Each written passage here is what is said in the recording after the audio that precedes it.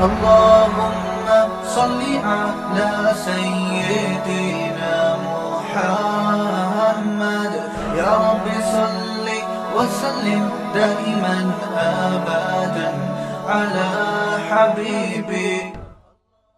علماء کے ساتھ گارڈ ہوتے ہیں, زیادہ تر علماء کے ساتھ جو مشہور ہیں نہیں ہوتے. ہوتے ہیں؟ بولو نا. اور یاد رکھو یہ ذمہ داری جو خود عالم ہوتا ہے نا وہ اس سے بے پرواہ ہوتا ہے, وہ تو شہادت کی تمنا میں ہوتے ہیں. یہ ان کے ماتحتوں کا مریدوں کا کام ہوتا ہے ان کو اس کی طرف توجہ دلانا کہ حضرت آپ کو ایسے چھوڑیں گے نہیں, گارڈ کے بغیر نہیں چھوڑیں گے ہم آپ کو. لیکن مسجدوں میں الٹا ہو رہا ہے, مرید الٹا کر رہے ہوتے ہیں.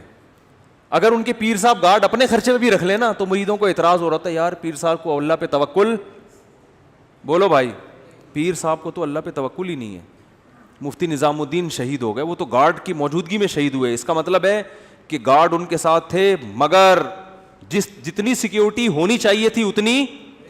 دیکھو باطل لوگوں میں قتل بہت کم ہوتے ہیں لوگ اہل باطل کے یہاں, اس لیے کہ وہ اللہ پہ توکل تو ہے ہی نہیں نا ان کے یہاں تو سب کچھ اسباب. آپ کو پتہ ہے یہ جو ڈونلڈ ٹرمپ کی سیکیورٹی, کبھی یوٹیوب پہ سرچ کریں آپ حیران ہو جائیں گے. یہ سیکیورٹی اگر کوئی مسلمان سربراہ رکھ لے تو لوگ اس کو کیا تانا دیں گے؟ اللہ پہ توکل نہیں ہے. حالانکہ یہ تانا یہاں بنتا ہے ہی نہیں. ہمارے شیخ نے گارڈ رکھے حضرت مفتی رشید احمد صاحب نے, تو لوگوں نے کہا ایک طرف اتنے اللہ والے اللہ کی محبت میں ہر وقت آنسو نکلتے رہتے ہیں, روتے رہتے ہیں اور اپنی حفاظت کے لیے. حضرت کے تو گارڈ ایسے خاندانی گارڈ تھے, وہ تو کسی کو معاف کر, وہ تو حضرت کے تو یعنی وہ تو گارڈ کا اس سے بھی تعلق ہے نا کہ آپ کو خطرہ کتنا ہے. تو حضرت کو تو بہت زیادہ خطرہ تھا. تو حضرت ہی کے بہت سے مریدین نے کہنا شروع کیا, ابے ان کا تو اللہ پہ توکل نہیں ہے, اتنے بڑے بزرگ بنے. ہر ایک کی تلاشی ہوتی تھی, جو بھی آتا تھا نا چاہے کوئی بزرگ آئے نیک آئے, گارڈ سب کو اچھی طرح کنگال کے اندر بھیجتے اب آپ جا سکتے. تو بہت سے لوگ بگڑ بھی جاتے تھے, ابے کہ ہم بم لے کر آ رہے ہیں. بعض کہتے تھے اب کیا ہم شکل سے چور لگ رہے ہیں, کیا ہم بم رکھنے آئے ہیں یہاں پہ. تو حضرت کی طرف سے ہدایت تھی کسی کو معاف کرنے کی اجازت نہیں ہے, سب کی تلاشی. تو بہت سے دینداروں نے اعتراض کیے ان کو پہ توکل نہیں ہے. اللہ کی قدرت, ایک حملہ ہو گیا مدرسے پر. یہ بات ہے 94-95 کی. ہم بھی مدرسے میں نیچے سو رہے تھے, کچھ دہشت گرد مدرسے میں گھسے. گارڈ نے بہادری کی ہے, وہ مورچے سے اتر کے اس نے چھلانگ لگائی, ریپیٹر سے پورا برس فائر کیا, پورا برس اس کے پیٹ میں, وہ تو وہیں شہید ہو گیا. لیکن اس کی بہادری سے فائدہ یہ ہوا کہ وہ جتنے دہشت گرد تھے وہ مدرسے کے اندر داخل نہیں ہو سکے. ورنہ آج میں یہاں ممبر پہ بیٹھ کے بیان نہیں کر رہا ہوتا, کیونکہ ان کا تو ہدف تھا گولیاں ہمارے اوپر سے گئیں, ہم لیٹے ہوئے تھے ہمارے اوپر سے گولیاں جا رہی تھیں, مسجد میں سو رہے تھے. تو جو دہشت گردوں نے کارروائی کی نا ان کی گولیاں ہمارے اوپر سے گئی ہیں. تو جب ہم اٹھے ہیں تو وہ بھاگ چکے تھے, کیونکہ اس نے گارڈ نے ایسی بہادری دکھائی کہ وہ جان پہ کھیل گیا, خود تو شہید ہو گیا اور لیکن اس نے ان سب کو بھگا دیا. تو اس کے بعد وہ جو باتیں کرتے تھے نا الٹی, انہوں نے کہا یار اچھا ہوا انہوں نے گارڈ رکھے ہوئے تھے ورنہ تو آج تو سارے ہی گئے تھے. تو حضرت کو اتنا غصہ آیا, حضرت نے فرمایا غنیمت ہے, سمجھ میں آ گیا, ایک بندے کو شہید کروا کے بات سمجھ میں آ گئی لیکن شکر ہے. تو حضرت فرماتے تھے یہ کون سی عقل مندی ہے کہ ایک بندہ کو شہید کروانے کے بعد بات سمجھ میں آئے. عقل مندی تو یہ ہے کہ کام سے پہلے بات سمجھ میں آ جائے. پھر حضرت نے فرمایا, حضرت مولانا یوسف دھیانوی شہید رحمۃ اللہ علیہ, اتنے بڑے بزرگ اتنے بڑے عالم, ان کی محنتیں ہوتی ہیں, پوری جوانی علم حاصل کیا ہوتا ہے, اتنی یہ ایسی شخصیتیں غیروں کے پاس ہوتی نا تو آپ دیکھو وہ کتنی قدر کرتے ہیں ان کی. گورا اپنے سائنسدانوں کی کتنی قدر کرتا ہے, گورے کو پتا ہو کہ یہ ہمارا قیمتی سرمایہ ہے. اچھا مجھے ایک بات بتاؤ, آرمی کا کوئی بہت بڑا آفیسر ایسے ہی سول ڈریس میں ایسے ہی گھوم رہا ہو اور کوئی گارڈ وارڈ نہ ہو, آرمی چھوڑے گی اس کو؟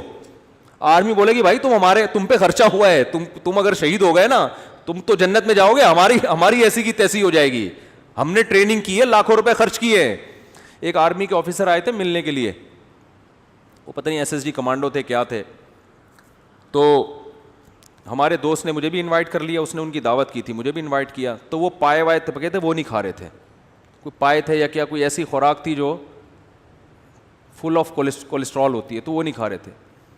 تو ہمارے دوست نے ان سے پوچھا آپ کیوں؟ انہوں نے کہا یار ہماری ٹریننگ پہ صحت پہ اتنے لاکھوں روپے خرچ ہوئے ہیں میں پائے کھا کے حکومت کا وہ پیسہ ضائع نہیں کرنا چاہتا. میں کھانے پینے میں احتیاط, یا تو پہلے کھانا کھا چکے تھے, ڈبل کھانا تھا, کیا تھا, مجھے تو واقعے کا اصل مغز یاد رہ جاتا ہے, پوری تفصیل یاد نہیں رہتی. تو میں نے کہا بندہ خاندانی ہے. بندہ کیا ہے؟ حکومت کے پیسے سب نہیں ہے خاندانی, ہر طرح کے لوگ ہوتے ہیں, فوج میں بھی, ہر جگہ تو کھا بھی رہے ہوتے ہیں کہ آ جاؤ, حکومت کا پیسہ ہے نا, پھر تو ڈبل کھانا ہے. ٹھیک ہے نا. اچھے بھی ہوتے ہیں, ہر طرح, ہر طبقے میں اچھے برے سب طرح کے لوگ ہوتے ہیں. تو وہ بڑے خاندانی تھے, بریگیڈیئر کے رینک کے آدمی تھے. انہوں نے کہا میں نہیں کھاؤں گا, اتنا خرچہ تھی, بڑی ٹائٹ خاندانی قسم کی فٹنس. تو یہ انسان کے عقل مند ہونے کی علامت ہوتی ہے, کوئی سیکیورٹی کا انتظام نہیں. تو یہ ہمارے دینداروں میں ایک بہت بڑا فالٹ ہے, وہ اس کو توکل سمجھتے ہیں, حالانکہ یہ توکل نہیں ہے. قرآن نے کیوں کہا ادوا لہم ما استطعتم من قوہ, قوت اختیار کرو, الا ان القوۃ الرمی, آپ نے فرمایا قوت سے مراد تیر اندازی ہے, تیر اندازی سیکھو. تو خلافت عثمانیہ جو قائم ہوئی ہے, محمد بن فاتح نے دنیا کی سب سے بڑی توپ بنوائی اپنے سائنسدانوں سے. اس کے بعد اس قلعے پہ حملہ کیا ہے. اس کو پتا تھا یہ غلیلوں سے فتح ہونے والا نہیں ہے, نہیں ٹوٹیں گی. بہت دنیا کی سب سے بڑی توپ اس وقت کی بنائی تھی اس نے کہا اس کے بعد حملہ ہوگا تو ہٹو بچوں ہوگا کام. تو یہ اسباب کے ساتھ اللہ نے دنیا کو جوڑ دیا ہے. ہاں مسلمان اسباب اختیار کرتا ہے, نظر اسباب پہ نہیں رکھتا. اسے وہ بہاری بھائی کا مقولہ ہر وقت یاد رہتا ہے کہ اگر انسان کی شامت آتی ہے تو اونٹ پہ بیٹھے ہوئے آدمی کو بھی کتا کاٹ لیتا. ہمارے ایک دوست بہاری تھے, باتیں بڑی کرتے تھے, تو وہ کہتے تھے کہ دیکھو جب انسان کی شامت آتی ہے تو اونٹ پہ بیٹھے ہوئے آدمی کو بھی کتا, حالانکہ کتے کے لیے وہاں جانا آسان کام نہیں ہے, کنوینس کا مسئلہ ہے بھائی, اس کو تو پوری رینٹ پہ گاڑی لینی پڑے گی. تو جب موت آتی ہے تو کتا کاٹ لیتا ہے. تو جب آنی ہوتی ہے میرے بھائی تو پھر تو 20 گارڈ بھی ہوں, گارڈ ہی دشمن بن کے مار دیتا ہے. جب آنی ہوتی ہے تو آپ صحت کا جتنا مرضی خیال کرو, ایک چھوٹا سا وائرس آپ کی ناک میں داخل ہو کر آپ کی ایسی کی تیسی کر دیتا ہے. ایک کینسر کے اسپیشلسٹ تھے, انہوں نے بتایا کہ بعض دفعہ ایک ایسے آدمی کو کینسر ہوتا ہے جس کے کینسر ہونے کا دور دور کا امکان نہیں ہوتا. میڈیکل سائنس حیران ہوتی ہے اس آدمی کو کینسر ہو کیسے گیا. تو اللہ سے تو نہیں لڑ سکتے, لیکن عام طور پہ ایسا ہوتا نہیں ہے. عام طور پر قانون یہی ہے کہ جو حفاظت کرے گا اس کی حفاظت ہوگی, جو صحت کا خیال کرے گا اس کی صحت ٹھیک رہے گی, جو پیسہ کمانے کے لیے محنت کرے گا اللہ اس کو پیسہ دے گا, جو پڑھائی پہ محنت کرے گا آگے نکلے گا.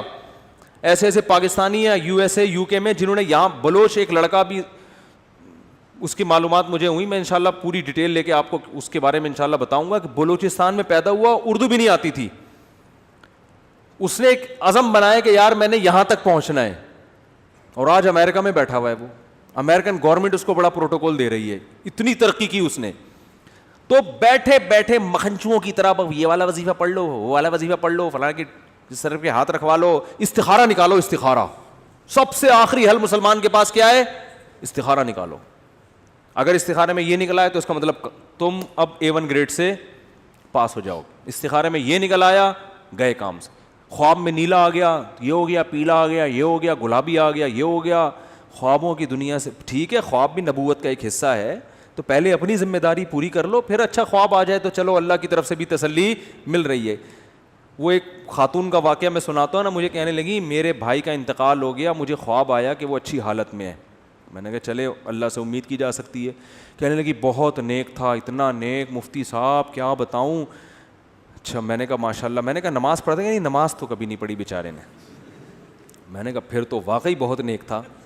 اور میں نے کہا یہ خواب پہ پھر بھروسہ نہ کریں, یہ اپنا تخیل بھی ہو سکتا ہے. بعض دفعہ آپ کے ذہن میں ایک شخص نیک ہوتا ہے تو وہ خوابوں میں اچھا ہی آ رہا ہوتا ہے. مفتی طارق مسعود صاحب کے بیانات سننے کے لیے youtube.com/مفتی طارق مسعود کو سبسکرائب کریں, اور اگر آپ لائیو ویڈیو کو کبھی بھی مس نہیں کرنا چاہتے ہیں تو سبسکرائب کرنے کے بعد بیل آئیکن پہ کلک کرنا مت بھولیں. جزاک اللہ.